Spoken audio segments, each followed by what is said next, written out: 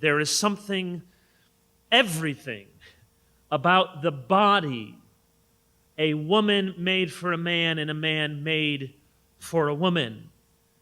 The world says gender is a construct. Actions should correspond to your self-authenticated desires. The Bible says gender comes with it a divine oughtness.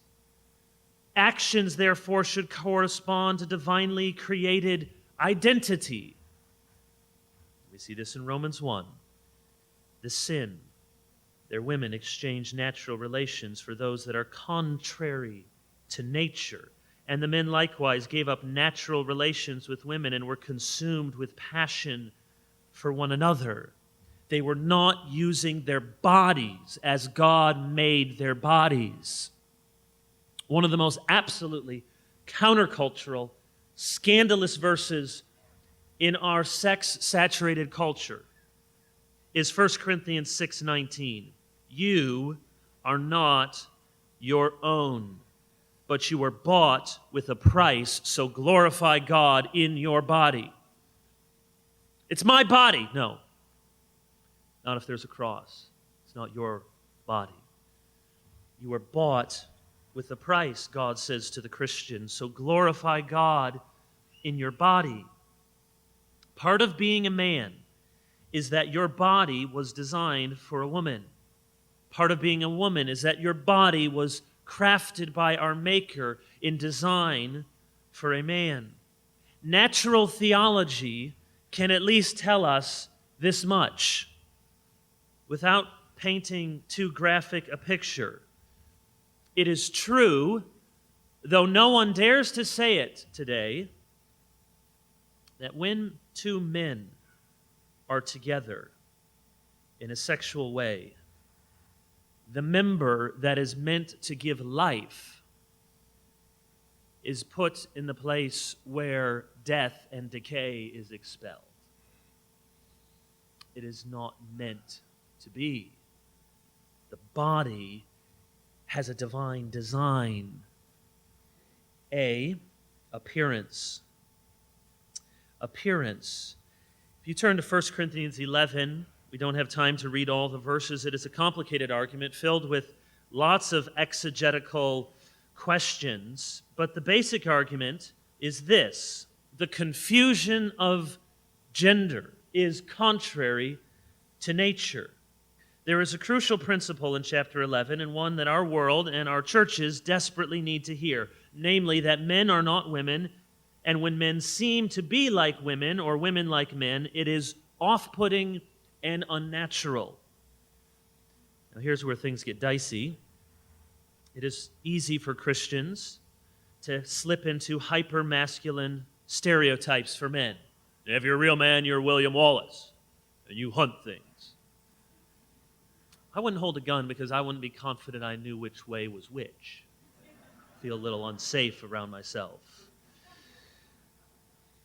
And yet when we have these hyper-masculine characteristics for men, or these hyper-feminine descriptions of women all bedazzled in pink, there is something in a clumsy way we are trying to preserve. When Paul says here that nature itself teaches that long hair is a disgrace to men, verse 14, I don't think he is making a universal statement about follicles, but he is making a universal statement about gender. The particularities of the exegesis have lots of questions, as I said, but essentially Paul is making 2 points. One, that it is not right for men to be like women. So he says in verse 14, does not nature itself teach you that if a man wears long hair, it is a disgrace for him, but if a woman has long hair, it is her glory? And second, and this is where it is especially complicated, how this distinction plays out is somewhat determined by our culture. It was apparently, for any number of reasons that scholars debate about, a girly thing to grow out your hair or have some certain kind of hair that Paul is referencing here in Corinth. and Paul rightly tells men not to do it. There is this intermediate step. Paul, the major argument is, does not nature itself teach you that for men to look like women and women to look like men is unnatural? And here in his day, he's saying, here's one example of it, and it has to do with the kind of hair that we have. Our culture will give us some of those cues. Hopefully, we could all agree with some obvious examples. Does not nature itself teach you that if a man wears a dress, it is a disgrace for him? Now, does the Bible say, here's a verse about not wearing dresses? No, but the Bible says right here in 1 Corinthians 11 how important it is that men are men and women are women. And to wear a dress in our culture would signal something unseemly for a man. Does not nature itself teach you that if a man puts on lipstick, it is a disgrace for him? Now, what else can we say? Can men enjoy musical theater and ballet and fine clothing? I'm sure that they can and that they do. But without meaning this to be a joke at all, if you were to meet a guy who would tell you that his favorite thing in the whole world was shopping for shoes, and his favorite TV show was Say Yes to the Dress, and he got his news exclusively from The View, you would talk to a man. I'm not joking. You would if that man were in your small group. You would say, brother, what's going on here? Not that any one of those things necessarily, you say, well, there's no verse about that. There is a verse about confusing. Now, we cannot draw the line with a big, bold pen. But here's really the debate. Do we believe that there is a line to be drawn?